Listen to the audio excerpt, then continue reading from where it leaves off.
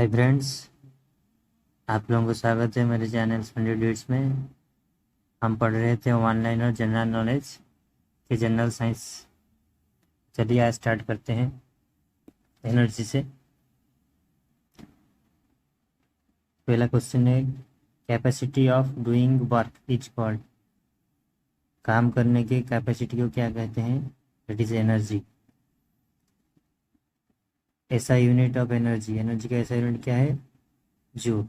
जो वर्क का ऐसा यूनिट था, ऐसा यूनिट ऑफ वर्क जूल, ऐसा unit of energy is joule, that is same. वैसे ही what is the CGS unit of energy? Same work. Next आ रहा है, how many types of mechanical energy? Two types, it is kinetic and potential energy. के E and P, potential energy. Next question क्या है, when momentum is doubled the kinetic energy becomes. Momentum double होने से kinetic energy क्या होगा? Momentum P is equal to M V, mass into velocity. Mass into velocity. जैसे kinetic energy के E is equal to क्या होता है?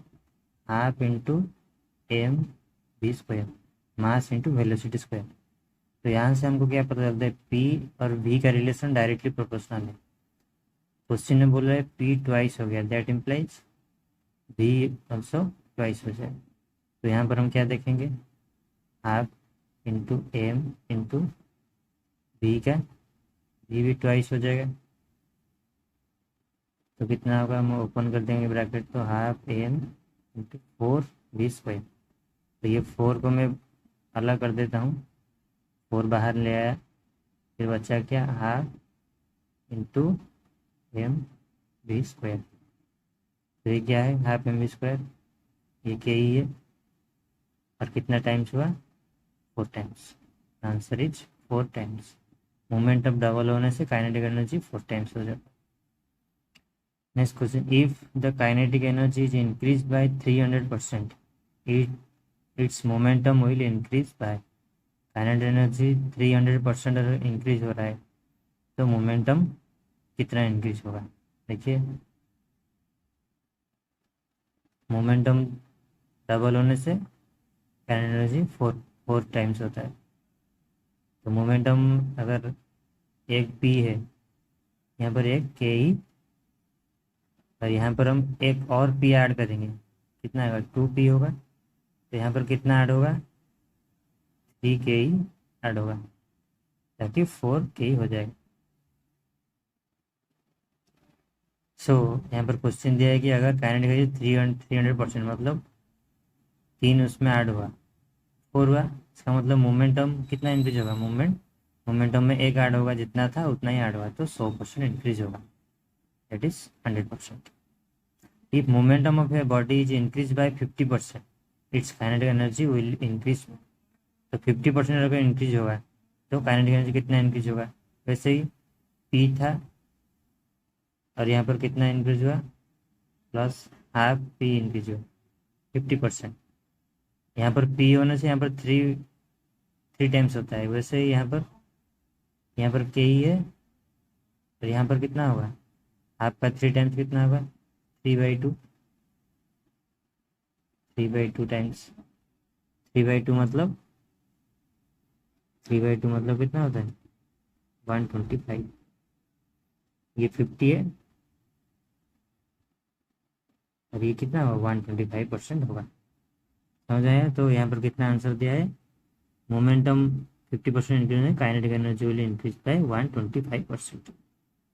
Same चीज़ है यहाँ पर, एक पी बढ़ने से तीन काइनेटिक एनर्जी बढ़ता है, तो हाफ पी बढ़ गया, 50% बढ़ गया, तो 125 काइनेटिक एनर्जी बढ़। If kinetic the kinetic energy of a body depends, किसके ऊपर डिपेंड करता है? उसके फार्मूला से पता चलता है, एम वी। तो both mass and velocity, mass and velocity के ऊपर डिपेंड करता है। Next, when a body falls from an aeroplane increasing its, उसका क्या इंक्रीज होता है? अगर एरोप्लेन से नीचे गिरता है, ऊपर में था और नीचे गिर रहा है, तो क्या इंक्रीज होगा? Kinetic energy. कोई भी चीज़ मूवमेंट करेगा उसके काइनेटिक एनर्जी की वजह से ही वो मूवमेंट करता है, और उसका पोटेंशियल एनर्जी की वजह से पीई, पोटेंशियल एनर्जी की वजह से वो कहीं भी एक जगह में स्थिर होकर रहता है। तो एग्जाम्पल ऑफ काइनेटिक एनर्जी क्या हो सकता है, जैसे कि मूविंग कार, चाहे moving charge particle in an electric field, stretched rubber band just release, एक बैंड को स्ट्रेच करके आप रिलीज करते हैं तो अपने अपने वो फिर अपना शेप को वापस आ जाएगी, तो वो काइनेटिक एनर्जी की वजह से होता है। वैसे पोटेंशियल एनर्जी का example water in dams, dam में वाटर अपने जगह में स्थिर होकर रहता है। A wound spring of clock, a book resting on the table, जो भी चीज़ रेस्ट में है, अपने जगह में है, वो पोटेंशियल एनर्जी उसके अंदर है, इसीलिए वो रहा है। जब मूव करेगा मतलब काइनेटिक एनर्जी की वजह से मूव करेगा। ए फ्लाइंग एरोप्लेन पोजेसेस क्या, both kinetic energy and potential energy, क्योंकि वो मूव भी कर रहा है और एक लेवल में भी वो स्थिर है। पोटेंशियल एनर्जी ग्राउंड से दूर है, ग्राउंड से ऊपर है, और एक लेवल में वो स्थिर है, इसीलिए बोथ एनर्जी यहाँ पर यूज हो रही है। The energy can neither be created nor be destroyed, but it can be changed from one form to another. ये कौन सा लॉ है, law of conservation energy. Energy create नहीं हो सकता है, डिस्ट्रॉय नहीं हो सकता है, एक ही फॉर्म से दूसरा फॉर्म को ट्रांसफर होता है। This is called as law of conservation of energy. The dynamo is a device for converting, dynamo किसको किसको कन्वर्ट करता है, मैकेनिकल एनर्जी से इलेक्ट्रिकल एनर्जी।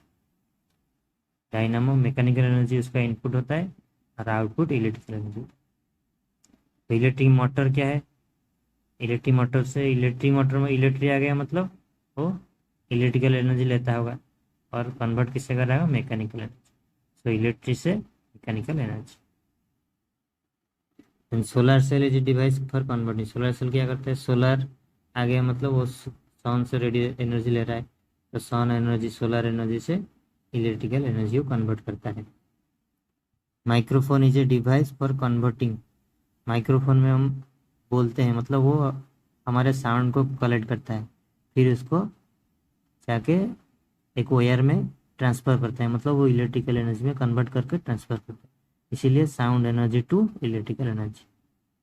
वैसे ही लाउड स्पीकर को एक सप्लाई मिलता है, वो इलेक्ट्रिकल एनर्जी है, और वहाँ से साउंड निकलता है, तो इलेक्ट्रिकल एनर्जी से साउंड एनर्जी। नेक्स्ट क्वेश्चन क्या है, musical instrument is a device for, musical instrument कोई भी म्यूजिकल इंस्ट्रूमेंट कौन सा एनर्जी कन्वर्ट करता है, मैकेनिकल एनर्जी टू साउंड, क्योंकि म्यूजिकल इंस्ट्रूमेंट में हम कोई भी फोर्स अप्लाई करते हैं, जैसे फ्लूट में हम एयर ब्लो करते हैं, या फिर हारमोनियम में हम की दबाते हैं, कोई भी मैकेनिकल काम करते हैं और वहाँ से साउंड प्रोड्यूस होता है, इसलिए mechanical energy to sound energy. Candle convert, candle क्या गया, कहाँ से क्या कन्वर्ट करता है, chemical energy to light and thermal energy. यहाँ पर बहुत दोनों आउट, केमिकल वो कैंडल जो है होता है वो केमिकल होता है, वो बर्न होने से light energy and thermal energy निकलता है वहाँ से। तो इलेक्ट्रिक सेल जो बैटरी हम जिसको बोलते हैं, वो क्या क्या कन्वर्ट करता है, chemical energy into electrical energy. Battery में केमिकल भरा होता है और उसको हम जिसमें डालते हैं वहाँ पर इलेक्ट्रिकल एनर्जी सप्लाई होता है। कोल कन्वर्ट्स, कोल क्या है, केमिकल है, और वहाँ से थर्मल एनर्जी निकलता है कोल से। हीट इंजन क्या करता है, उसके नाम से पता चला है हीट इंजन, मतलब हीट वो क्या करेगा, हीट इनटेक करेगा और आउटपुट मैकेनिकल एनर्जी देगा। इलेक्ट्रिक बल्ब इलेक्ट्रिक आ गया मतलब इसका नाम के पहले इलेक्ट्रिक आ गया, मतलब ये इलेक्ट्रिसिटी इनपुट है और आउटपुट क्या है, लाइट है।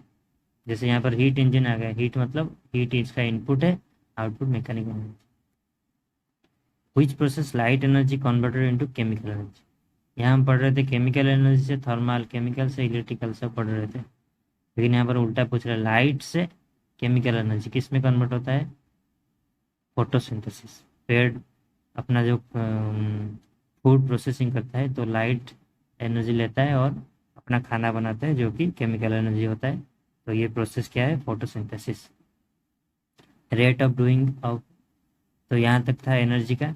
अभी आ गया rate of doing work by a body is called power. तो कितना रेट में काम कर सकता है वो है, उसको पावर करते हैं। मतलब वाट पर टाइम। तो हम क्या बोल सकते हैं यहाँ पर पावर को,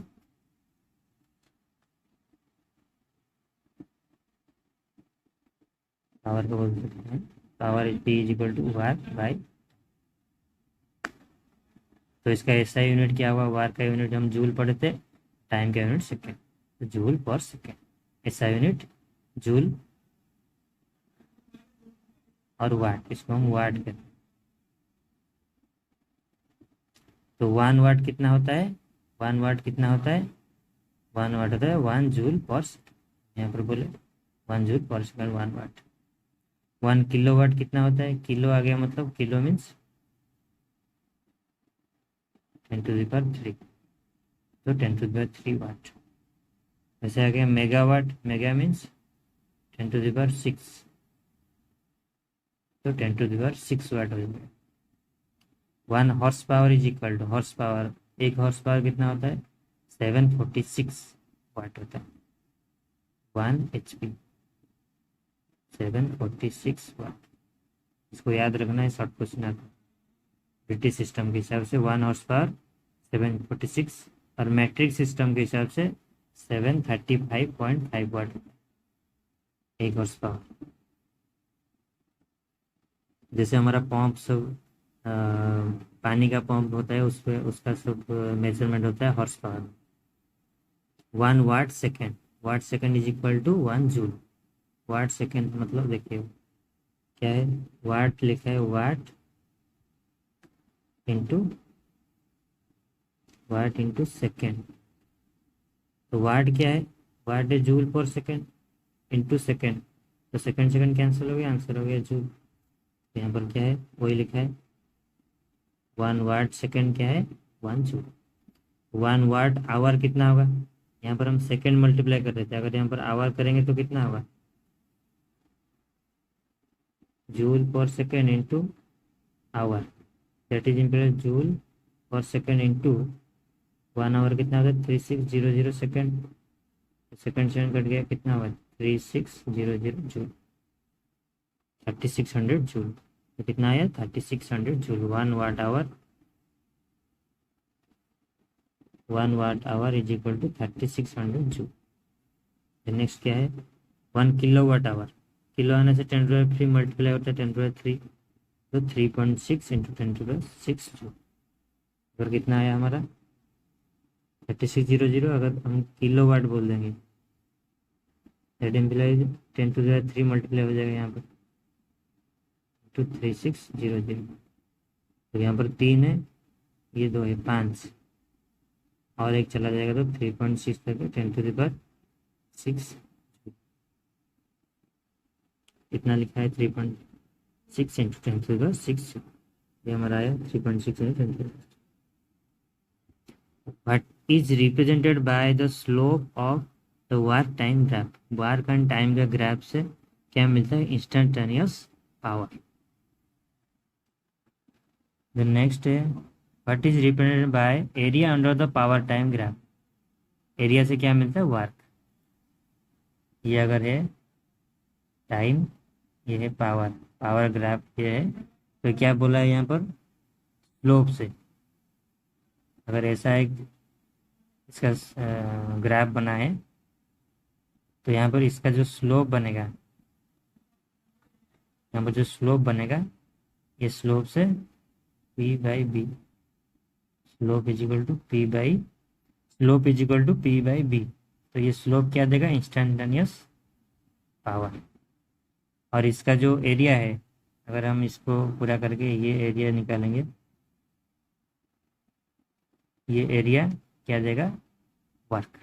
पावर पर सेकंड हम पढ़े हैं, क्योंकि ये पूरा ये कितना हो जाएगा, ये पूरा है पावर, P हो जाएगा पावर, और यहाँ से इतना कितना टाइम हो जाएगा T, तो P/T power per time that is work.